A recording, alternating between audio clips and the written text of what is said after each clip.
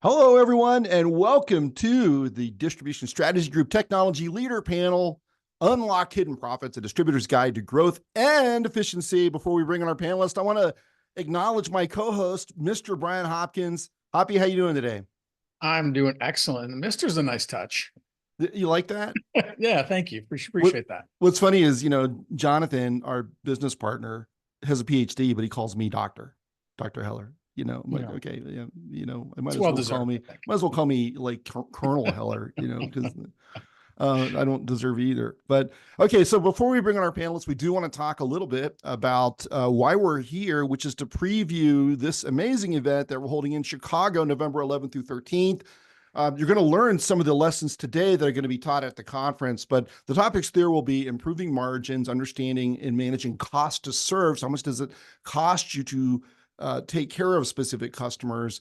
How do you maximize your purchasing to lower costs? Because a lot of distributors have, distributed purchasing that's happening across branches, and that's not going through strategic buying agreements, not qualifying for co-op or rebates. How do you maximize rebates?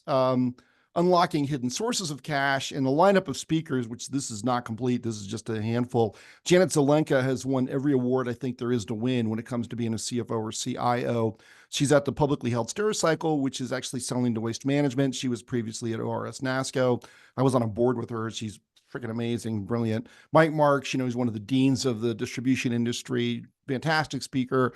Brooks is one of the leading AI speakers in all of distribution.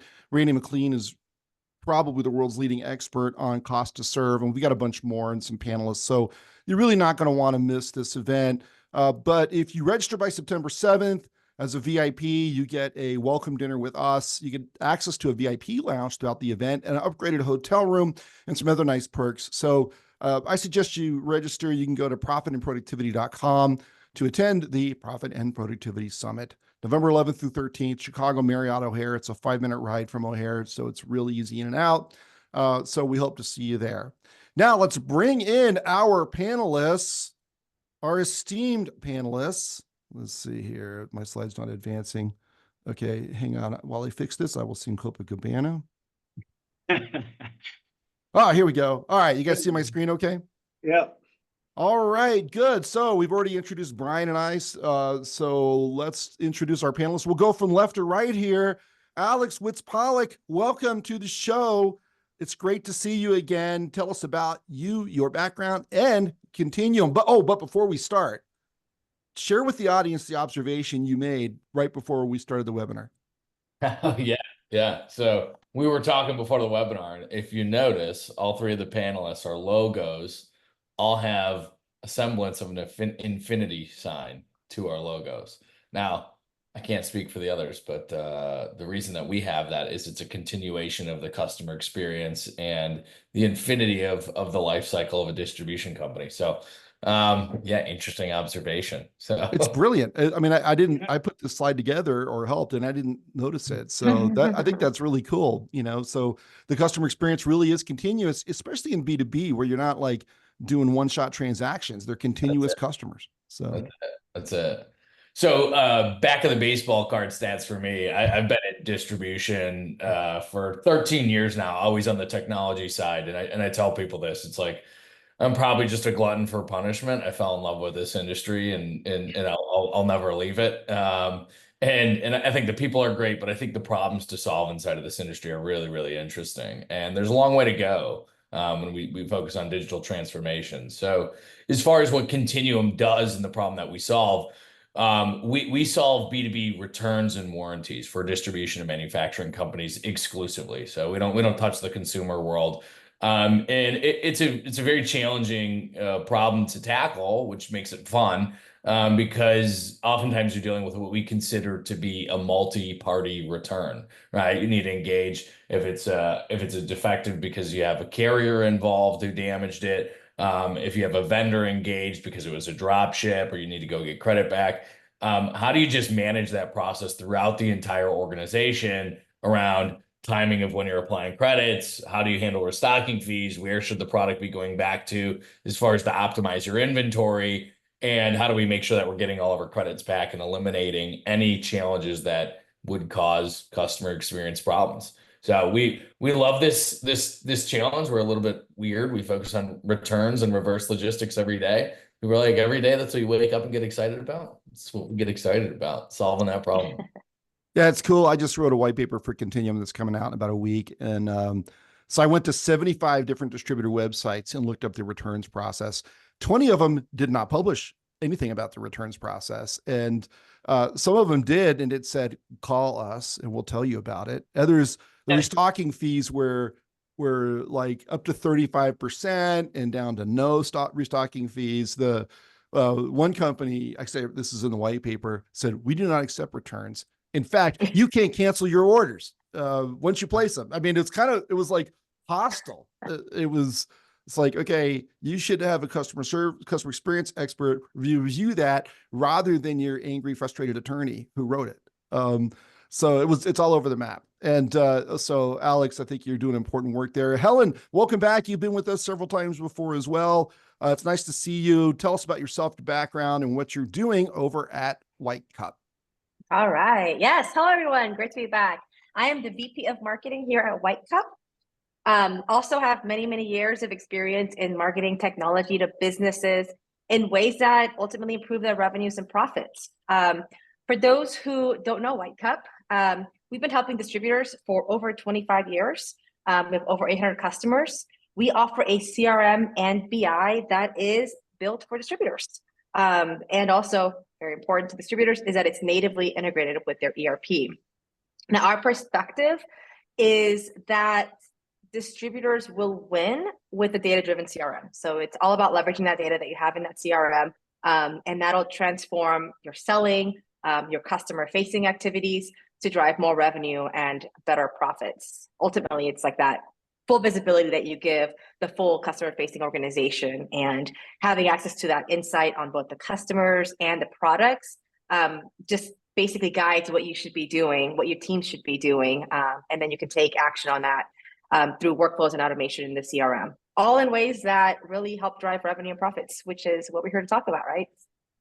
Yeah, it's funny. I moderated a panel one time during their virtual users conference, and there are all these people that use your analytics tools. And I mean, their approach was, oh my gosh, I love this. And behind the scenes, you could almost hear them saying, you take away my White Cup, I'll kill you.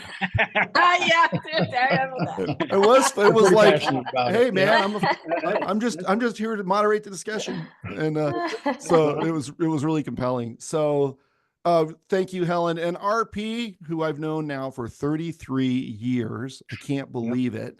But we are at Grainger together. And then I know you're working with several different companies, but one of them is ORS Group. First of all, it's great to see you. Tell us about your background, and then tell us what you're doing for ORS and what they do.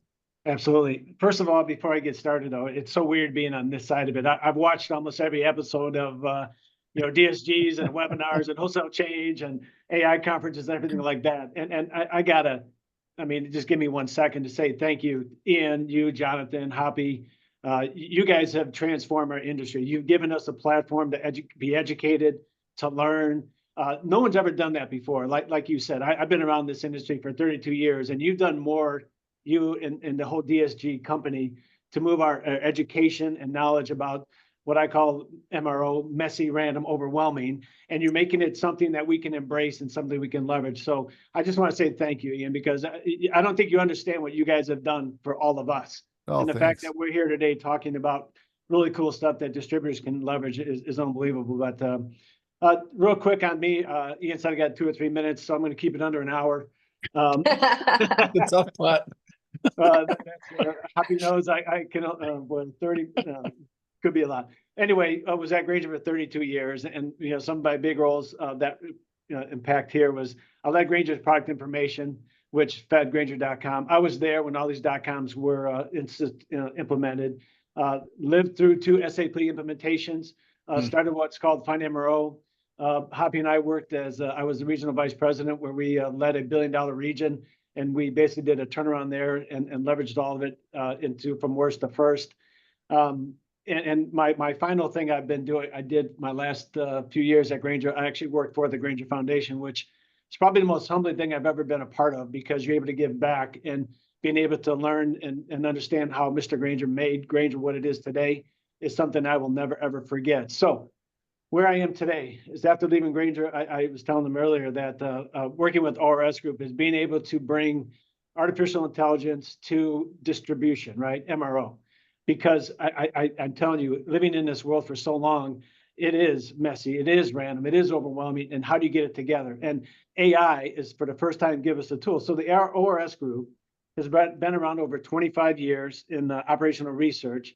They implemented, inventory management, demand planning, and something I'm very excited about. And I told you early on, I led Grainger's product information.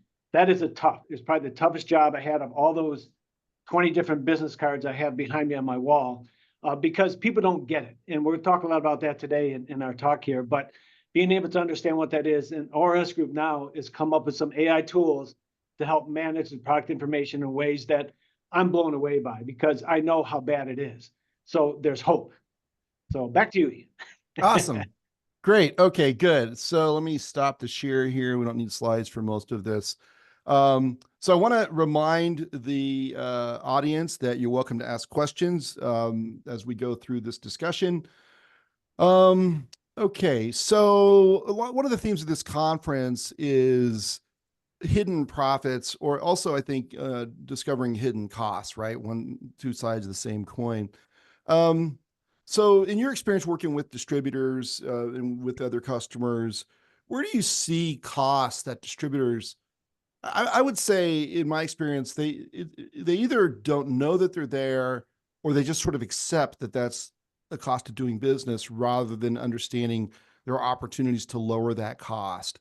And sometimes lowering that cost is not just about eliminating a P&L item, it's about eliminating something negative for customers that results in them being more satisfied and coming to see you more often. So there are just these things that are hidden in distribution businesses, or they're there and people take them for granted or just have given up on them. Who wants to start with an example of something that they have worked on with distributors before? I'll start with the biggest one for me is, again, I go back to my Grainger experience, and I'll leverage that a lot here today because I lived through a lot of it. And being on this side of the fence as well, now that I'm working with other distributors on behalf of ORS Group and seeing what is coming back from them, you see huge opportunities in inventory management, special SKUs that are there, data management problems. You see people that have got the same SKU listed 12 different ways because people enter it differently. So being able to understand inventory and how can you leverage that? Because you're right, Ian. Something I'm not sure it was you or somebody in my early days at Grainger told me, you can't sell from an empty wagon, right? So if you don't have the right inventory in the right place at the right time, you're never going to satisfy that customer. And I'm telling you, they're going to go somewhere else to get it. So that's something that I think about a lot. Yeah, good. I didn't invent that, but I've heard it too, and it's true. Alex, you got something? You didn't take... Oh, sorry. Go ahead. Surprised I didn't take credit for it. You know me well. Yeah. Yeah. I also coined 7 years ago, which I thought was pretty good. So it stuck. It did. Helen, do you want to share an example? I do. And it's interesting. So I think yes, it is about stopping certain costs that hurt, right? That hurt the business. But there's also things that may not technically be costs, but that are what I like to call like untapped revenue opportunities, right? Because that's the other side of that coin that really matters. And really things that Ron was mentioning are spot on. Like distributors are missing these untapped revenue opportunities by like doing things that are really inefficient or having outdated processes or just like lack of visibility into that data, right? All of that really, without looking at that customer data, you end up missing upsell or cross-sell opportunities, just as an example. Yeah, right. So, I mean, you two have already covered sort of inventory information gaps, which is, hugely expensive. And that goes really deep, right? Because sometimes like, especially, I mean, Grainger has a lot more control because they're more of a command and control environment. But in other distributors, there are people on the front lines who will spot buy things that are actually stock items, and they'll create new SKUs for them, which means not only are you not getting like rebate and co-op credit for those SKUs, but you now have demand split among multiple SKUs. You may have something that's selling 20 times a year and you don't stock it because you don't know it, right? Yeah. Because it's sold under different stock numbers. And then on the customer side of it, Helen, you're absolutely right. I know a lot of, I don't think I've ever been in a distributor where there aren't many accounts for the same customer, right? Mhm. And so you get the same problem there where you don't recognize the potential of this customer or the scale of their buying. Yeah. Yeah. I like to add to that also in that, yes, the whole like build to ship to thing can get super complicated, even just like tracking all of that, right? But when we have I have a ton of customer examples here in my head, but like there's a customer we have, it's an agricultural distributor called SMA. They did have BI, which is great, but they didn't have it available. It wasn't available for their sales territory managers. So it's like they don't have it, right? So their sales reps are calling all these customers all the time, but the BI is telling certain parts of the business which customers are going to make the big orders at that time, but their sales reps and territory managers don't know that. So without having that full visibility, it doesn't matter. Like knowing those patterns, knowing who should they be calling, for example, versus all of the customers that they have, that makes a difference. That ends up, going straight to the top line and ultimately the bottom line. Helen, if I could just add one other thing there, because I love the way you're talking about that, because I think what I've experienced and being able to understand what people want when they want it and how to do it. So much of this data is out there, and and so many distributors now have hundreds of thousands of products, right? SKUs, whether data entry issues and how they bring it in. So when you're looking at patterns, the human, mind can't think as fast as artificial intelligence, right? So the AI is able to detect patterns and say you have too much of this, too few of that. The key here is how do you increase availability? And to me is how do you decrease back orders? How do you, and Alex will talk about the returns. How do you reduce the amount of returns? Because what happens is they can't find what they can't order, right? So if the product information is bad, they don't have it on the shelf. They'll say, well, go ahead, back order it. And how many times do they cancel that order? You don't know. So your BI tools and all these other things come into play because no one understands the patterns. The human mind can't go that fast. The AI, I've seen it now, especially on the site. It's almost like when Grainger.com started. I mean, everybody was freaking out about, oh my God, we're going to lose all these people. We're going to leverage this. We're not going to be able to survive. AI is having the same kind of impact where you can actually see what it's telling you. It's going to help you speed up the decision-making process. So now you know what you need to do. And you can get that sales up the right stuff and get that customer what they need to do their job.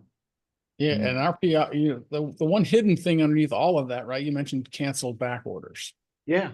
There's only one process that's more difficult, more challenging, and nobody wants to do other than canceling and putting away back orders, and that's returns. Yep. Right. So you get a whole bunch of back orders, and all of a sudden they get filled all of a sudden, and half of them are now canceled. Now you're losing a ton of productivity in your warehouse because these guys got to put it all away.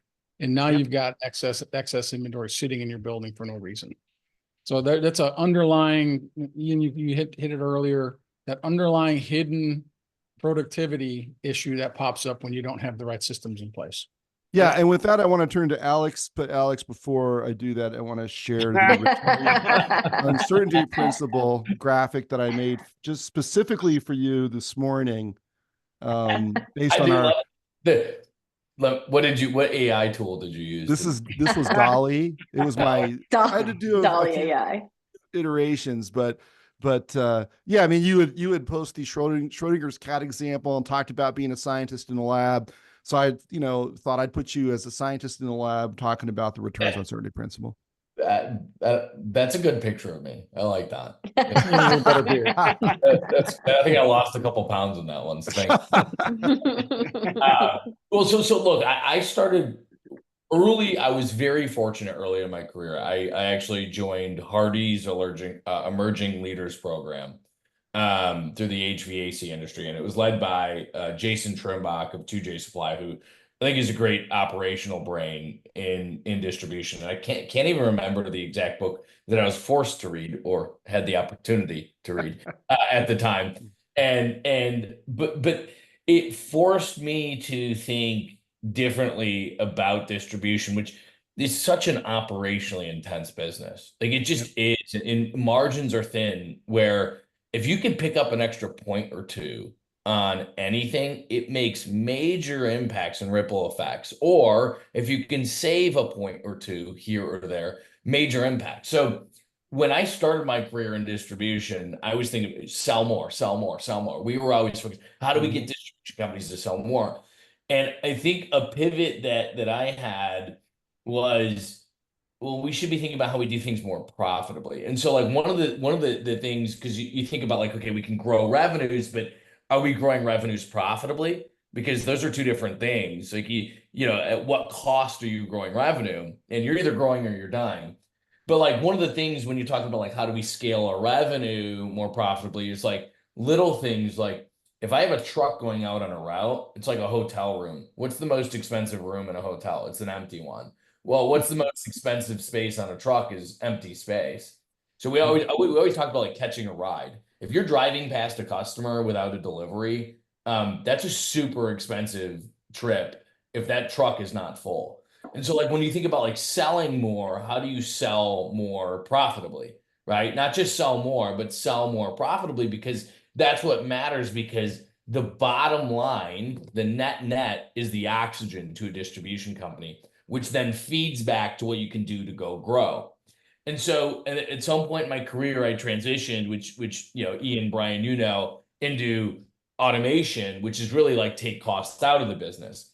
And that's where I got really enamored with this idea of like, whoa, hold on. If we can optimize current processes that we just already have to do and drop that dollar straight to the bottom line, we can go reinvest that for growth and profitable growth. And so there was like a whole evolution and transition that I kind of went through just being around distribution and falling in love, you know, call me a romantic, but falling in love with this industry. And so this concept of obviously returns and warranties kept coming up, and it's just a pure cost center. It's like, well, we've done it this way for so long. It's so complicated. It must have to be manual. And so how can you take all of the mundane pieces that exist inside of the returns process and not only try to flip that to as close to black as you can, but are there actual ways that we can turn it to black, from red to black in a process? Because it's super intense. And if you look, most distribution companies, it's not like they're like, ooh, returns are like 50% of my transaction volume. It's not like they're selling t-shirts, right? But if you look at just how intense it is, the cost of a return is 8 to 10 times higher than the cost of that order processing, right? And it's like that. We always say it takes a village to process a return, like because it takes so many departments within your organization. So we're maniacal about how do we take what may not be a massive transaction count, but is a massive profitability suck, reduce, if not eliminate the cost associated, drop it to the bottom line and refocus on deploying those dollars into growth. You know, Alex, if I can just add one thing, because I love the way you think about that, because, you know, living in distribution for so long, returns were always, nobody wanted to do them, right? Because you were always worried about, you know, the top line sales, get the sales. And all of a sudden, oh, you got to return that. But I'm telling you, the other thing that you made me think about that I know I lived with, you think about the cash implications, DSO, right? Daily sales outstanding. I mean, I remember customers who held up $1 million payment because of a return that was off by 1 cent because of the automation, right? The EDI and all these other technologies that were holding things up because someone didn't process return correctly. And then you get into big national accounts, right? And the next thing you know, oh, it's to the wrong parent-child relationship. And this whole return thing is a big circle thing. And you're like, well, which one is it? And man, I like the fact that you're focusing on this because it is, you know, talk about profit productivity, it drops right down. DSO, you know, don't minimize that, team. I mean, this is something that you look at that. When you look at all the different ways, how you optimize your margin and those things, that's a big impact. And Alex is spot on with that. Yeah, and Ian, maybe you can comment on this one, because I think you're right. A lot of distribution has focused its energy on improvement with continuous improvement projects, putting lean systems in place and trying to optimize processes manually. What I've seen over the last 5 years or so is just a plethora of tech companies that can help companies do this better, faster, and more efficiently. So I'd be curious to hear, you know, your thoughts on that and the panel. Yeah, I think distributors have incredible amounts of data, right? I mean, look at the number of fields on a single transaction for most distributors. It's dozens and dozens of data fields, and they're all tracked somewhere in the ERP. And then you've got an enormous amount of customer data, enormous amount of product data. And I think distributors are often just overwhelmed, right? And they don't really know what to do with it, which means they don't exploit the potential of that data. And Helen, I'm sure you guys see this all the time when you're working on, BI implementations for distributors, but there's treasure in there. I mean, one example just in the returns area is when I was at Grainger, I didn't invent this. There are people there who did, but they started evaluating every credit memo, i.e. returns, and categorizing them by what caused this return. And they started doing Pareto analysis. Not only did it reduce the returns over time because they figured out why people were sending stuff back, it also satisfied customers because we greatly reduced the number of times we sent them the wrong thing. And it's not, because we tend to make this assumption it's the customer's fault, but a lot of times that's our product data or our lack of technical knowledge that resulted in sending it back to begin with. But that happens on the front end as well, right? I mean, I think, Helen, you talked about it earlier. It's like your people need to have access to good data in order to bring up the right account and do the right billing and apply the right pricing and send the right product. I mean, know what conversations to have, know who to have these conversations with, right? Even as simple as that. I mean, it might sound silly to say like, know who your top customers are, but know who your top customers are. And alternatively, know who your I don't want to say worst customers because it's no worst customer, right? But like know who your most underperforming customers are. Least all profitable. Of those things are so important. Yeah, exactly. And have like, instead of having these random one-off reports being built by some poor soul in the office, right? Have a dashboard that's already set up and all of that data is already there and available for you to always be looking at with the notifications, right? Because even a dashboard can become overwhelming if you don't know what to look at, right? So it's about having the automation set up in advance for your team, right? If somebody stopped buying, and they usually do, and it's been like a couple of weeks, oh my gosh, are they going to churn? Or are you about to lose that customer? Did they go somewhere else? So send a notification to your rep to make sure that they go and follow up with that customer, or send notifications directly to the customer about an invoice or about an order, right? There are so many ways of automating things as well that really helps improve productivity and ultimately, the dollars. Well, and I think that also includes. Go ahead. Stopping that churn is huge too, right? I mean, you probably know this, but like the cost of replacing a customer, it's like what costs you, 6 times more to go find a new customer than it is to save an existing one. And the cost and the effort that it takes, if you could just catch that earlier, I mean, there's tons of profitability in that. One of the most costly things is activating a new account, just what it takes, the energy. And so identifying that erosion quicker, I mean, it seems intuitive, seems like everyone's like, well, duh. But like you're talking about like the tools that are kind of sending alarm bells off saying, did you know this is happening? Yeah.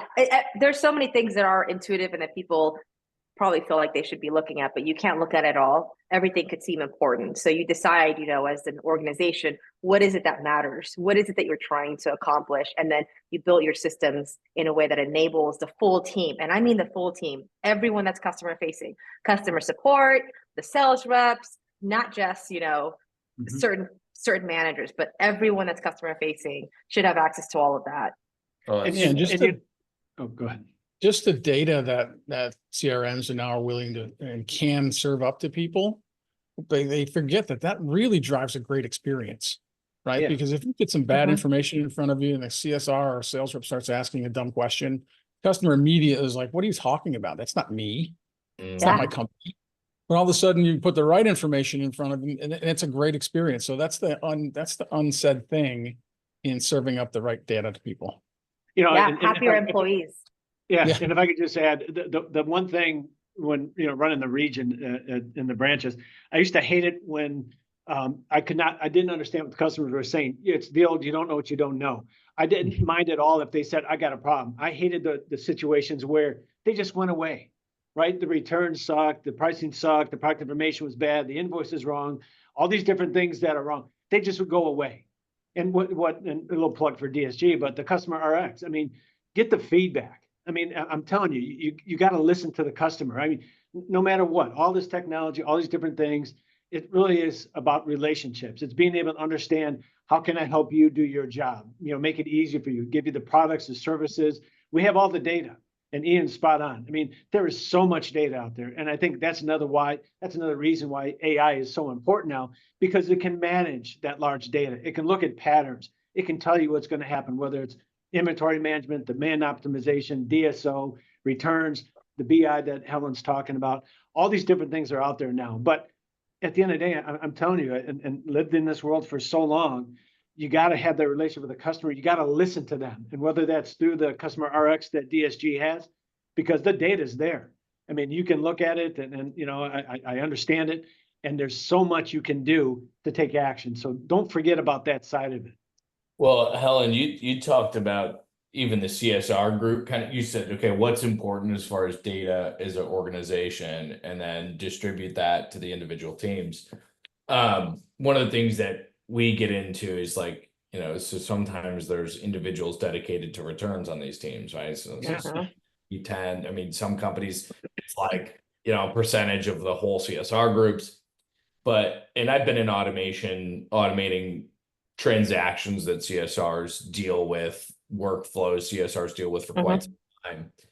And what I think is a real hindrance to profitability for a lot of distribution companies is we're like, okay, we can automate, let's say 80% of what a CSR does, right? It might take some work, like, so you have to get to the returns and warranties. You got to automate that. If you get a PDF purchase orders, RFQs, but like technology now can automate this, right?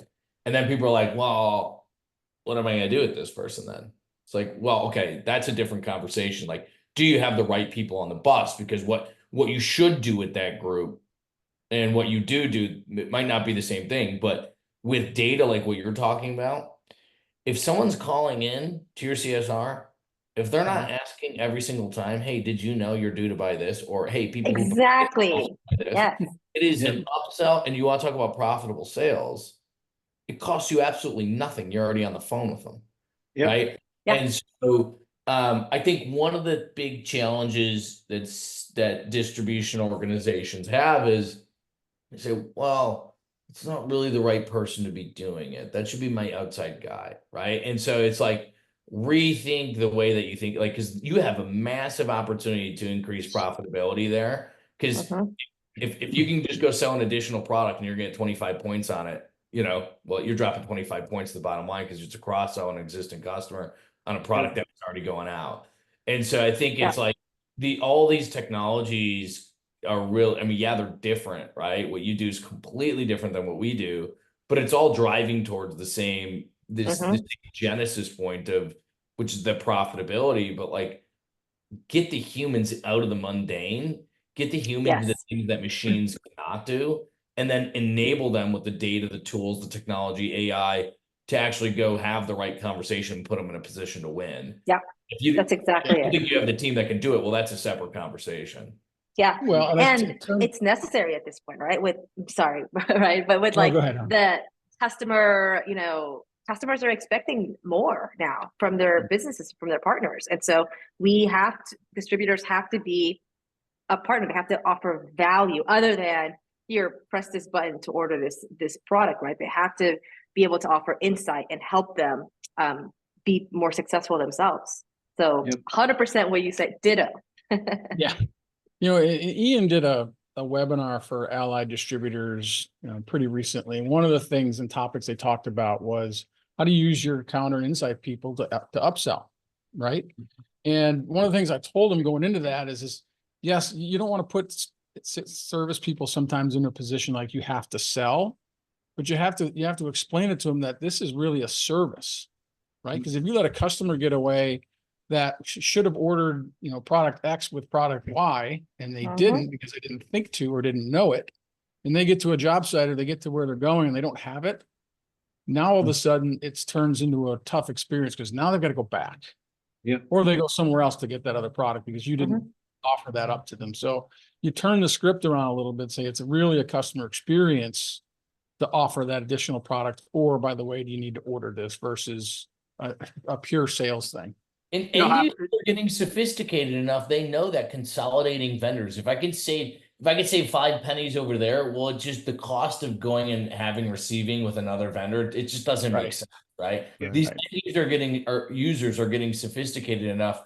Oh, I didn't even know you offered that. I can consolidate my spend over here with you. Yeah, I would love to do that. You know, the other thing I would add, because there's all great points, Hop, as well, is I talked about the correlation. And back in the day, we used to call it affinity products. So if somebody's buying, you know, a flashlight, they need batteries. If someone's buying these, you know, there's so many different correlations that AI is able to uncover through demand planning. And that's something I know ORS Group has gotten really good at, because they have over 200 of these engines that machine learning tells you over time and time again, leveraging all this data, here's the kinds of things that they should be buying if they buy this, whether interest rates go up, whether the weather's different, all these different things feed into the model, right?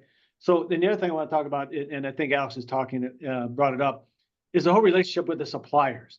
I mean, we can't forget about that side. It's absolutely huge. And we talk about the returns, and I go back, Alex, I mean, maybe I'm dating myself again, but in our big distribution centers, we had just sections for returns. We had people assigned just to do the returns, because that's how big it was, right?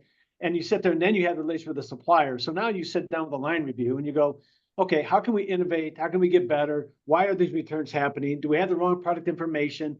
Are there sell sheets? Is a relationship we got to do? What can we do to make sure that whole thing is working? Because you need the suppliers, especially in distribution, to be a part of your solution. And whether on the front side, and Alex on your side in the back end, and Helen for the CRM, what sell sheets should we have? What are the CRM tools that we can leverage from them to bring to market? So I think there's a lot of that, you know, don't forget about that when you're doing your analysis about, you know, how do you bring their suppliers into it and make sure they're a part of your innovative solutions going forward.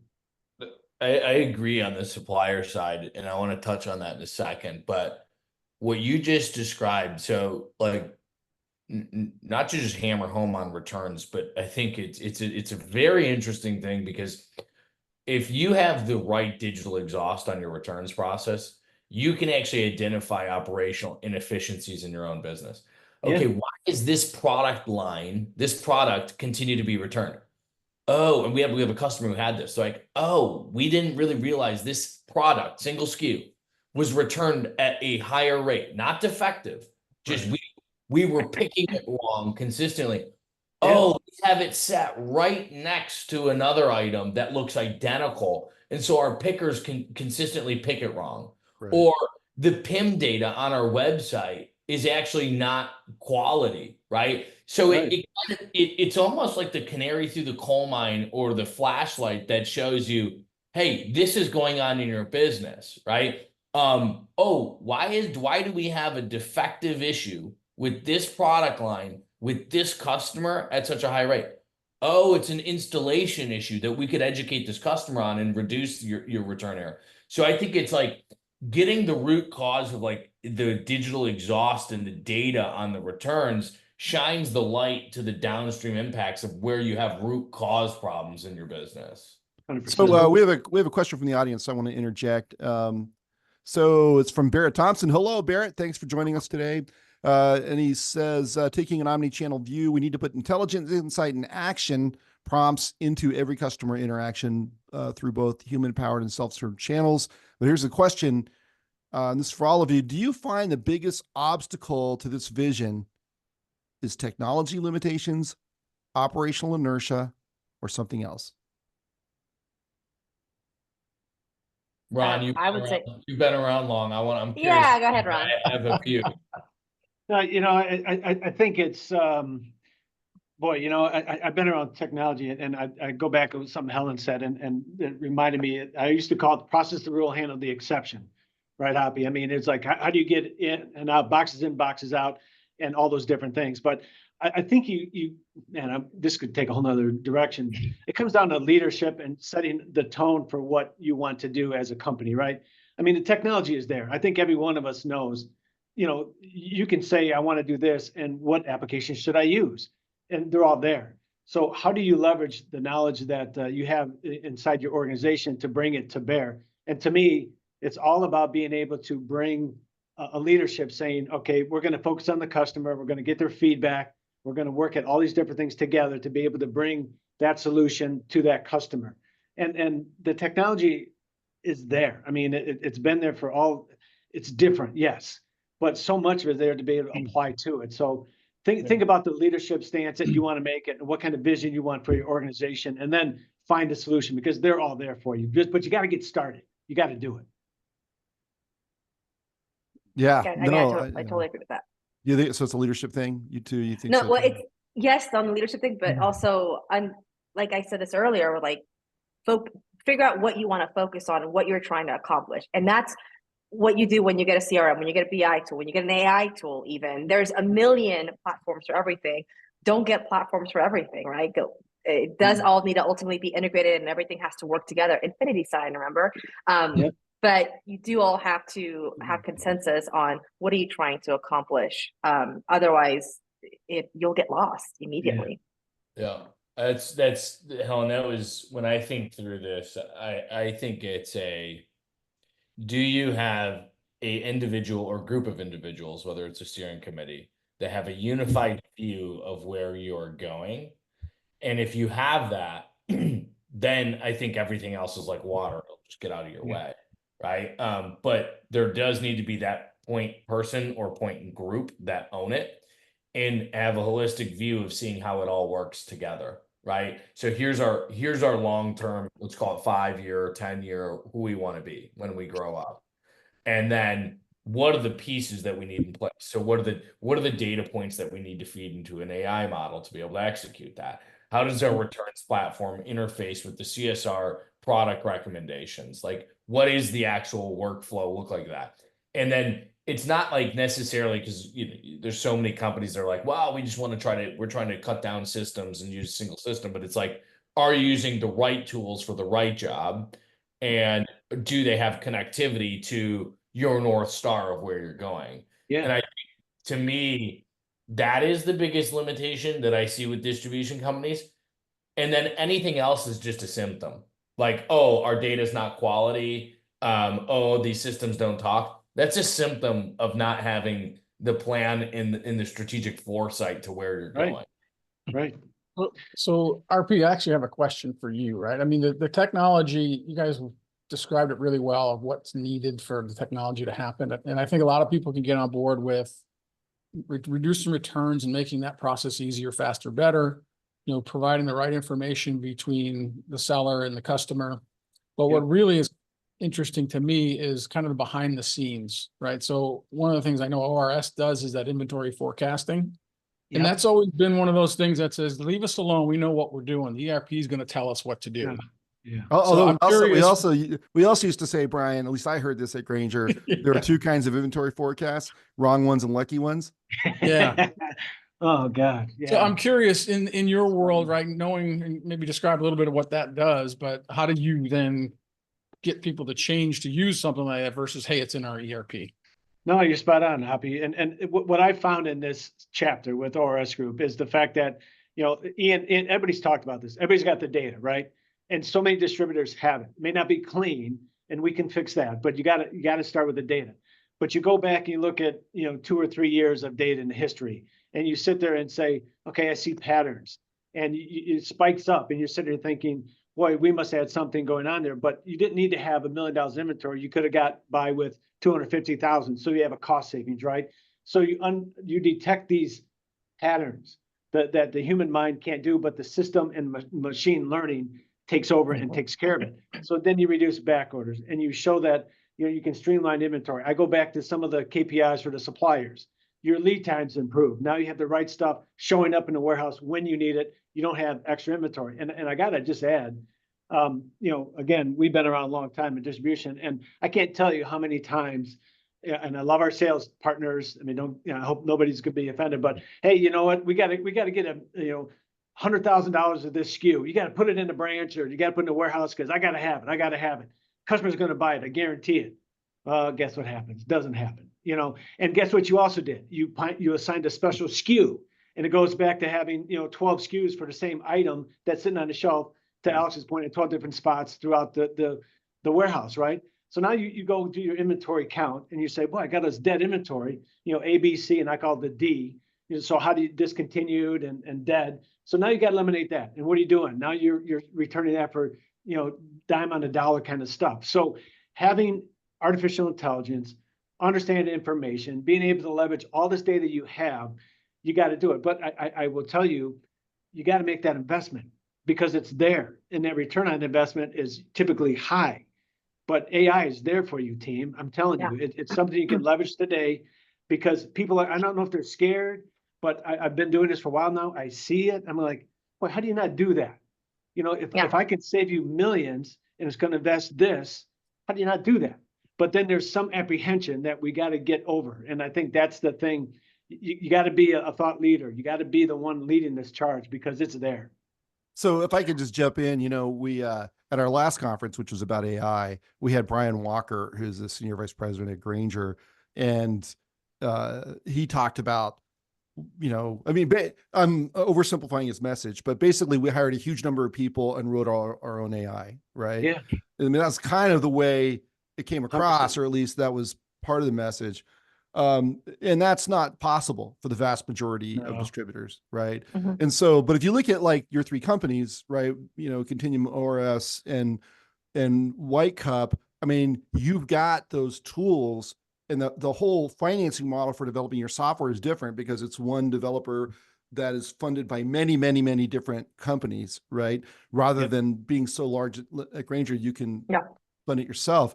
I mean, that's the way most distributors are going to compete, right? They're going to find companies like yours that offer these best-in-class products, and they're going to add them to their technology stack. I'm not, and by the way, your need for AI expertise drops dramatically. You just need to know someone who knows what you're looking for and can evaluate technologies. You don't need a bunch of AI programmers, right?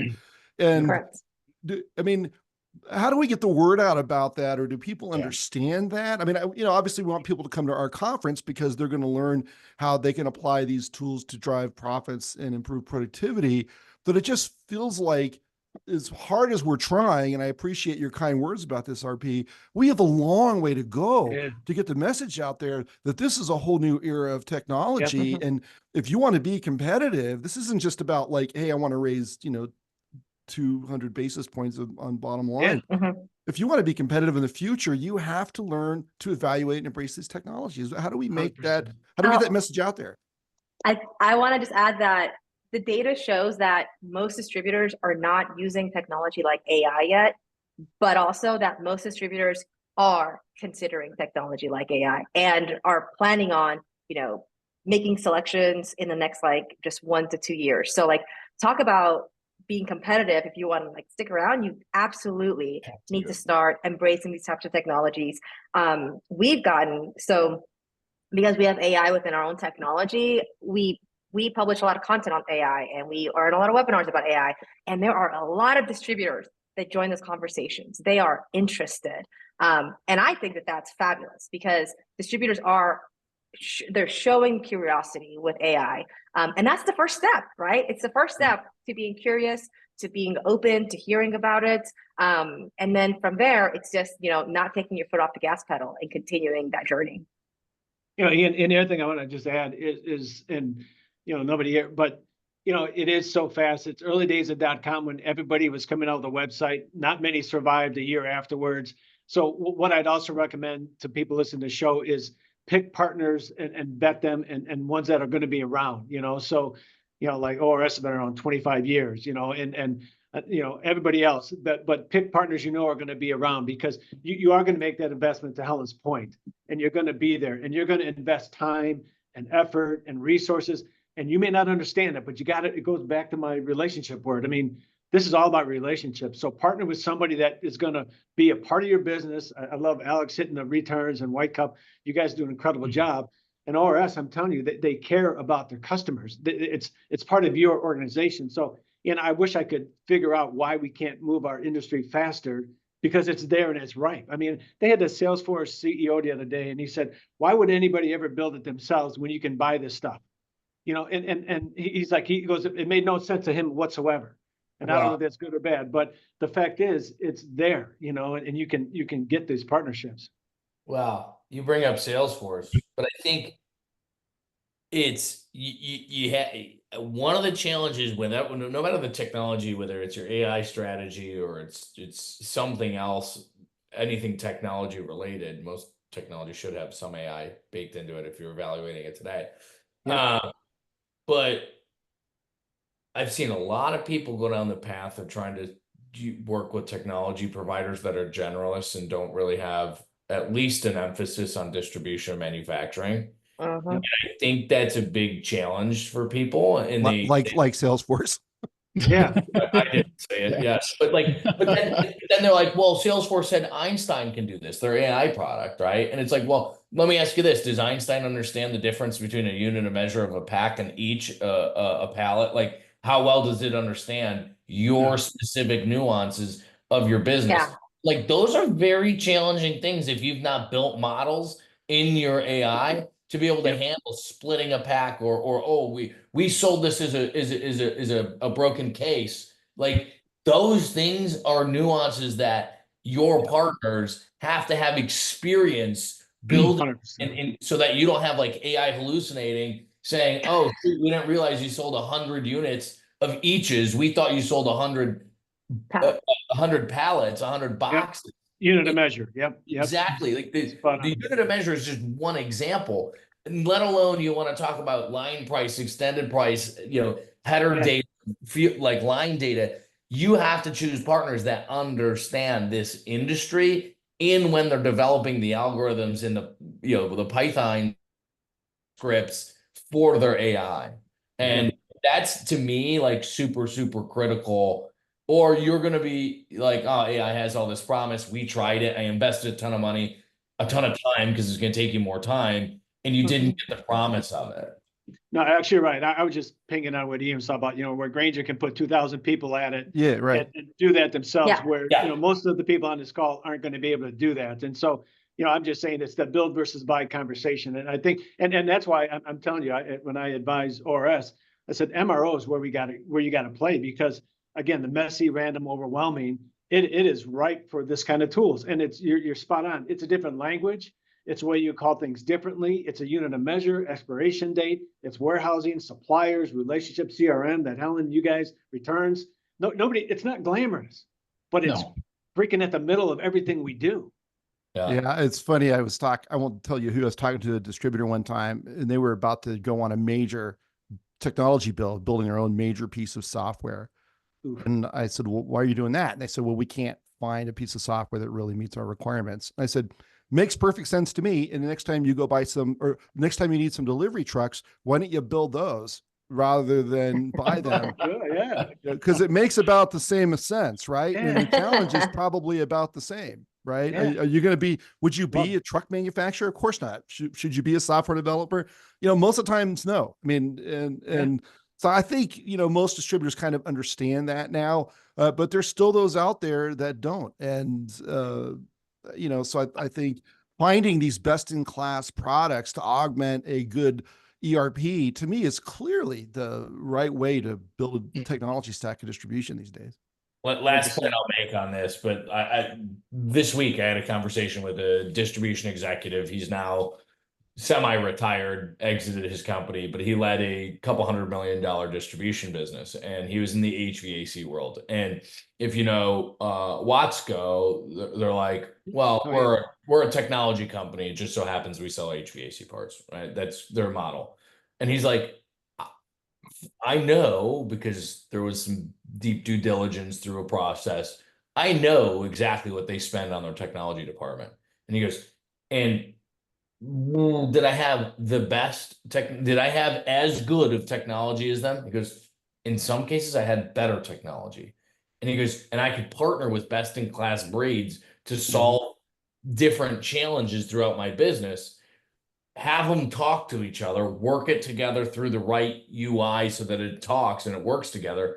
And I could beat them at their own game when I didn't have to invest that kind of, capital into the human side of building out and being a technology company. Yeah, I mean, that's like a technology company saying, I know I look like a technology, but actually I'm a distributor, right? I mean, it's like people who are super outgoing and then they say, actually, I'm an introvert. Like, no, you're not.